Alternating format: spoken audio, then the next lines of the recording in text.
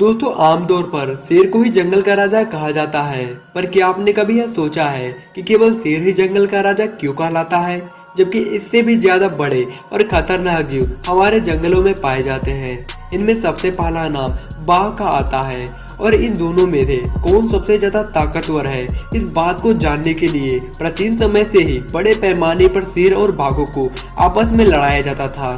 शेरों और बाघों को एक पिंजड़े के अंदर लगातार कई दिनों तक भूखा रखा जाता था और इसके बाद इन्हें एक बंद मैदान में लड़ने के लिए छोड़ दिया जाता था। इन लड़ाइयों में इंसान मनोरंजन कर रहे शेर या बाघ में से जब कोई एक जीव मारा जाता तो लड़ाई का फैसला हो जाता था। और हम भी कुछ ऐसा ही कराने वाले हैं, जहां हम इन दोनों की काबिलियत और बाकी चीजों से यह पता लगाएंगे कि इनमें से कौन सबसे ज्यादा ताकतवर है। दोस्तों अगर हम इनके साइज और ताकत की बात करें तो निसंदेह बाघ बहुत बड़ा और ताकतवर जीव है। इसी वजह से बाघ भालू के बाद धरती का दूसरा सबसे बड़ा मांसाहारी जीव है। अगर हम भारत में पाए जाने वाले बाघों की बात करें तो इनका वजन करीब 220 किलोग्राम के आसपास होता है और वहीं भारत में पाए जाने वाले नर शेरों का वजन करीब 180 किलोग्राम ही होता है।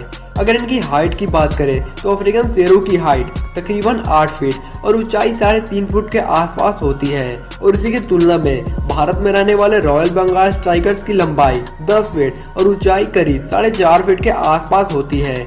पर अगर बात करें इनके जबड़े की ताकत की तो शेर की 650 psi बाइट फोर्स की तुलना में बाघ की बाइट फोर्स बहुत ज्यादा 1050 psi होती है। बाघ शेरों की तुलना में काफी भारी होने के बावजूद 15 फीट की ऊंचाई तक छलांग लगा सकता है।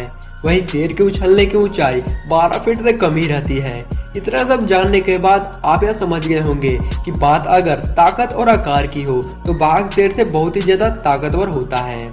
सेकेंड नंबर पर बात करते हैं रणनीति और हथियार। दोस्तों बाघ भले ही शेर की तुलना में ज्यादा ताकतवर और बड़ा होता है, लेकिन इतिहास गवाह है कि जिस भी इलाके में शेर गए हैं उन्होंने बाघों को वहां से खदेड़ दिया है।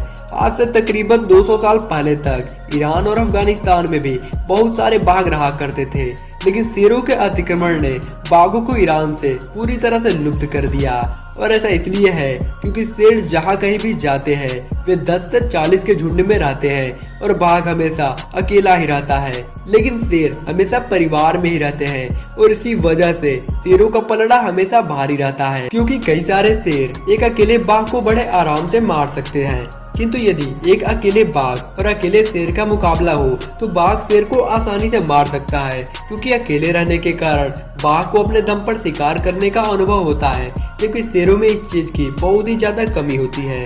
दोस्तों शेरों के पंजे की लंबाई मात्र 3 इंच तक होती है, लेकिन बाघ के पंजे 4 इंच से भी ज्यादा लंबे होते हैं और पंजों के अलावा बाघ के दांत भी शेरों की अपेक्षा ज्यादा बड़े और नुकीले होते हैं, जिस वजह से आमने सामने की लड़ाई में बाघ के जीतने की चांसेस बहुत ही ज्यादा होती हैं। अब बात करते हैं डिफेंस की।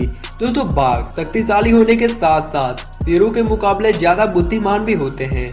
बाघ का दिमाग शेरों की तुलना में 25